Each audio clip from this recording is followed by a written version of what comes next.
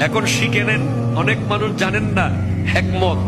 আপনি একটা দোয়া করবেন, একটাই শেষ, একটা সুযোগ পাবেন আপনি, কিন্তু আপনি এমন এক দোয়া করবেন যেন যতদিন ওখানে থাকেন প্রত্যেক দোয়া কবুল হয়ে যায়। এই হিকমতি দোয়াটা শিখে নেন।